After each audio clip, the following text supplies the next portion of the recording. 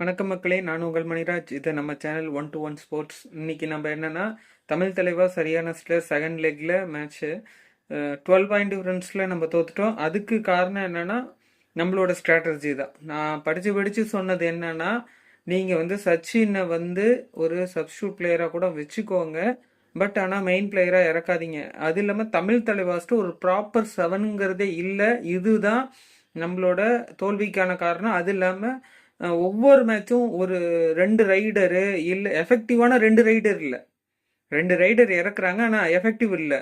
ஒன்று சச்சின் இறக்குறாங்க, இல்லை நரேந்திரா இறக்குறாங்க, கரெக்டான டைமில் பாயிண்ட்ஸ் வர்றதில்லை. அதே மாதிரி பார்த்தீங்கன்னா ஃபர்ஸ்ட் ஹாஃப்லேயே ரொம்ப ரைடிங்கில் டவுன் கிரேடாக விளையாடுறாங்க. அதே மாதிரி அட்வான்ஸ் டாக்கிள் பண்ணி ஃபர்ஸ்ட் ஹாஃப்லேயே நம்ம பாயிண்ட்ஸ் அதிகமாக கொடுத்துட்றோம். கடைசி 10 நிமிஷத்தில் நீங்கள் எவ்வளோ பாயிண்ட்ஸ் எடுத்தீங்கன்னா, பாயிண்ட் டிஃபரன்ஸ் நம்ம 10-20ன்னு வச்சுருந்தா நீங்கள் செகண்ட் ஹாஃப் லாஸ்ட் 10 மினிட்ஸில் எவ்வளோ பாயிண்ட் நீங்கள் எடுத்துருவீங்க? சரி, ஒரு 20 பாயிண்ட் டிஃப்ரென்ஸில் இருக்கிறோம் செகண்ட் ஹாஃபில்.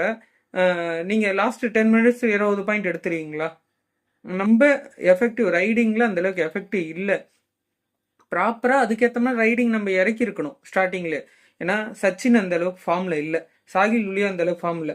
திருப்பி நீங்கள் 2 கோடி ரூபாய்க்கு நீங்கள் வாங்கிட்டீங்கன்னு சொல்லி இறக்கிக்கிட்டே இருந்தீங்கன்னா புவர் ஃபார்ம். அதனால மேட்ச் நம்ம தோத்துக்கிட்டே தான் இருப்போம்.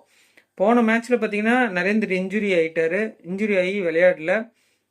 இந்த மேட்ச் விளையாட வைக்காது சந்தோஷம்தான். ஏன், அதுக்கு விஷால் சகல் இருந்தார், ரஞ்சித் இருந்தார், மாசானுமத்தும் மேட்லேயே காணும், பெஞ்ச்லேயும் காணும்.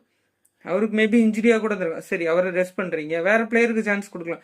நீங்கள் திருப்பியும் சாகில் குலியாவையும் சச்சினையும் இறக்கி ஃபர்ஸ்ட் ஹாஃபே நீங்கள் விட்டுறீங்க. ஏன்னா சச்சின் இந்த டைம் எந்த ஒரு பாயிண்ட்டுமே எடுக்கல. போகிற ரைடெல்லாம் டூ ஆர் டே ரைடு இல்லை, 5 to 6 பிளேயர் இருந்தால் மாட்டிக்கிறார், டேக்கில் ஆயிடுறாரு. சரி, இந்த ஸ்டார்டிங் 7 நான் சொல்கிறேன். சச்சின், அமீர் பஸ்தமி, ரோனக்கு, ஆஷிஷ், சாகில் குலியா, நிதேஷ், மோகின் சஃபாகி. இது ஸ்டார்டிங். சப்பில் பார்த்தீங்கன்னா ரஞ்சித், நிதின் சாண்டல், அதுக்கப்புறம் சௌரவ்ங்கிற ஒரு ரைடரும் உள்ளே வந்தாங்க. நிதேஷ் மட்டும்தான் எனக்கு தெரிஞ்சு டிஃபென்ஸில் கொஞ்சம் எஃபெக்டிவாக இருந்தால் ஃபர்ஸ்ட் ஹாஃபில். ரைடிங்கில் நம்ம சச்சினும் சரி மோகின் சஃபாகியும் சரி ஃபர்ஸ்ட் ஹாஃபில் அதிகமான ரைட் பாயிண்ட்ஸ் வரல, போனஸ் கூட வரல. சச்சினும் சாகில் குலியாவும் இந்த சீசன் நீங்கள் இருக்கிற மேட்சஸ் நீங்கள் ரெஸ்டே பண்ணிடலாம். நீங்கள் 2 கோடி ரூபாய்க்கு எடுத்துட்டீங்க, அதுக்கோசரம் நீங்கள் சும்மா சான்ஸ் கொடுத்து மற்ற பிளேயர்ஸை வேஸ்ட் பண்ணாதீங்க. ப்ராப்பர் 7 இல்லை தமிழ் தலைவாஸ்ட்டை. அதே மாதிரி பார்த்தீங்கன்னா ஃபர்ஸ்ட் ஹாஃபில் போத் ரைடர் அண்ட் டிஃபென்ஸில் நிதின் தவிர மீது எல்லாரும் அட்வான்ஸ் டாக்கிள் பண்ணி, உதாரணத்துக்கு பார்த்தீங்கன்னா அமீர் பஸ்தமிலாம் பார்த்தீங்கன்னா ஒன்று பஸ்தமி பிடிச்சி விட்டுட்டாருன்னா நிதேஷ் வந்து மாட்டிக்கிறாரு டேக்கிளில். அதே மாதிரி பார்த்தீங்கன்னா நிதேஷ் பிடிச்சி விட்டாருன்னா பஸ்தமியோ இல்லை ரோனக்கோ வந்து மாட்டிக்கிறாங்க. இதே தான் நடந்துக்கிட்டே இருந்து கான்ஃபிடென்ட்டோட பிடிக்கணும். சாகில் குலி அதே மாதிரி தான்.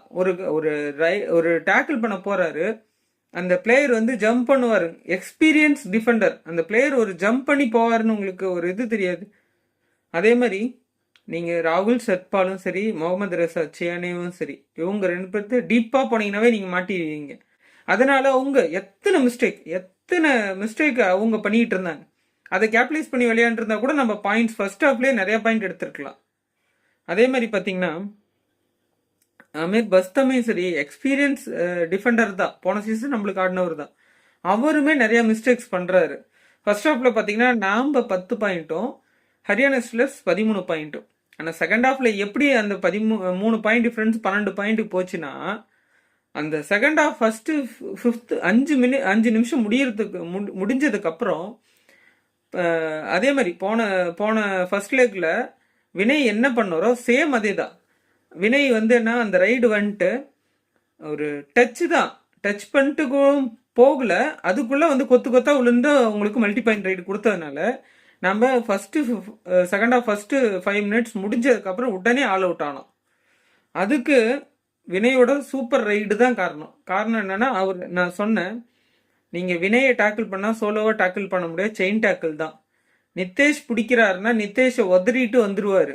நீங்கள் சிவம் பட்டாரியாவும் சரி வினையும் சரி, நீங்கள் அவங்கள செயினில் தான் பிடிக்க முடியும், செயின் டேக்கிளில் தான் அதிகமாக பிடிக்கும், இல்லை டபுள் தை ஹோல்டில் தான். ஏன்னா அதை ஆஷிஷ் ஒரு டைம் பண்ணார் எக்ஸலண்ட்டாக பேக் ஹோல்டில் போட்டு. அதே மாதிரி மோகின் சஃபாகி அதிக டைம் பேக் ஹோல்டில் மாட்டுறாரு. ஏன்னா நம்ம பேக் ஹோல் முதுக காட்டும்போது பின்னாடியும் பார்க்கணும், பின்னாடி டிஃபெண்டர் வராரான்ட்டு. ராகுல் சத்பாலும் சரி, முகமது ரசாச்சியானும் சரி, ஃபர்ஸ்ட் ஹாஃப்லயும் செகண்ட் ஹாஃப்லயும் ஒரு 2-3 டேக்கிளாவது பேக் ஹோல்ல பிடிச்சிருப்பாங்க நம்ம ரைடர்ஸை. அதே மாதிரி பார்த்தீங்கன்னா ப்ராப்பர் தேர்ட் ரைடர் இல்லை ஸ்டார்டிங்ல இருந்து. நீங்கள் தேர்ட் ரைடரை நீங்கள் எப்போ வச்சு விளையாடுறீங்களோ, நீங்கள் டிஃபெண்டர் உங்களுக்கு வேணால் மொயின் சஃபாகி வச்சுக்கோங்க டிஃபென்ஸில். அதே மாதிரி உங்களுக்கு வந்து ப்ராப்பர் நித்தேஷை லெஃப்ட் கார்னர்லேயே வச்சுக்கோங்க. இப்போ அமீர் பஸ்தமி தப்புன்றார். அதே மாதிரி நிதின் வந்து ஒரு சான்ஸ் கிடச்சிது, அந்த சான்ஸ் வந்து அட்வான்ஸ் டேக்கிள் பண்ணி விட்டார். ஒரு சான்ஸ், ஒரு சூப்பர் சூப்பர் டேக்கிள் சுச்சுவேஷன் உங்களுக்கு ஒரு சான்ஸ் கிடைக்குன்னா அது கேப்லேஸ். இது பார்த்தீங்கன்னா முகமது ரசா கபு தராங்கி தான் போன சீசனில் சூப்பர் டேக்கிள் சுச்சுவேஷனில் இறக்குவாங்க. மனுஷன் டப்புன்னு பிடிச்சி பாயிண்ட் எடுத்து போட்டுட்டு இருப்பாங்க. ஆனால் இந்த சீசனு உதயகுமார் சார் ஒன்று சொல்கிறாரு, பேர் என்ன சேரானா ஒன்று சொல்கிறாரு.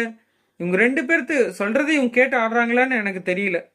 அதே மாதிரி சந்திரன் ரஜித் பார்த்தீங்கன்னா எஃபெக்டிவ் என்ன 6 to 5 7 or 6 பிளேயர்ஸ் மேட்ல இருக்கும்போது எஃபெக்டிவாக இருப்பார். ஏன்னா ஒரு ஸ்லோ ரைடரு போனஸ் எடுப்பார். ஆனால் நீங்கள் வந்து அவரை வந்து வேற வழி இல்லாமல் அவரே போகிற மாதிரி இருக்குது. எனக்கு என்ன வேற ஆள் இல்லை, இவர் தான் போய் ஆகணும் அப்படிங்கிற மாதிரி. அதே தான் திருப்பியும் நான் சொன்னால் நோ ப்ராப்பர் ஸ்டார்டிங் 7, ஒரு கன்சிஸ்டன்சி இல்லை அந்த ஸ்டார்டிங் 7லேயே. அடுத்தது மோஸ்ட் ஆஃப் இது பேக் ஹோல்டில் மாட்டுறோம், அட்வான்ஸ் டேக்கிள் பண்ணுறோம் நம்ம. இது வந்து இதே சொல்ல போனால் ஈஸியாக இந்த மேட்ச் ஜெயிச்சிருக்கணும். பட் நம்ம லீடு அதிகமாக கொடுத்த 12 பாயிண்ட் டிஃப்ரென்ஸில் தோத்தா. அதுக்கு ரெண்டுமே காரணம் தான். நான் அது வந்து டிஃபென்ஸில் ஒரு 3 பாயிண்ட் டிஃப்ரென்ஸில் தான் தோத்தோம். ஆனால் ரைடிங்கில் என்டையர்லி நம்ம 7 to 8 பாயிண்ட் நம்ம விட்டு கொடுத்துட்டோம். அது காரணம் என்னன்னா அவங்க ரைடு அந்த அளவுக்கு எஃபெக்டிவாக இருந்து போனஸ் போட்டாங்க. டீப்பாக வந்து அதே சிவம் பட்டாரி டீப்பாக போய் 4 பேர் 5 பேர் இருக்கும்போது டீப்பாக போய் பஸ்தமே சைடு ஏறுறாரு. யாரும் வந்து பிடிக்க மாட்டேங்கிறாங்க. சாகில் குலியாலாம் பிடிக்கணும்னே நினைக்க மாட்டேங்கிறாரு. நித்தேஷ், எனக்கு தெரிஞ்சு நித்தேஷ் மட்டும் தான். அதுவும் நித்தேஷ் இந்த மேட்சோட ஒரு 50 பாயிண்ட்ஸ் சீசன் 11 கம்ப்ளீட் பண்ணுறாரு. இந்த மேட்ச் தமிழ் தலைவாஸ் 12 பாயிண்ட் டிஃப்ரென்ஸில் தோத்துட்டோம் ஹரியானா ஸ்டீலர்ஸ் கூட. பாயிண்ட் டேபிளில் அதே 9th பிளேஸில் தான் இருக்கும். எனிவே கைஸ், இன்னமும் 1 or 2 மேட்சஸ் நம்ம இன்னுமேட்டு எல்லா மேட்சஸும் டூ ஆர் டை மேட்சஸ் தான். எல்லா மேட்சஸும் நம்ம விளையாடணும். நல்லா விளையாண்டா மட்டும்தான் செமிஸ். ஆனால் அந்த செமிஸ்க்கு வந்து இவங்க எஃபெக்டிவாக போகிற மாதிரி எனக்கு தெரியல. சரி, சம்மரி பார்க்கலாம். Tamil Thalaivas Haryana stealers total right points பார்த்தீங்கன்னா தமிழ் தலைவாஸ் 16, ஹரியானா ஸ்டீலர்ஸ் 23. அதே மாதிரி பார்த்தீங்கன்னா இதில் டேக்கிள் பாயிண்ட்ஸ் நம்ம 10, அவங்க 13.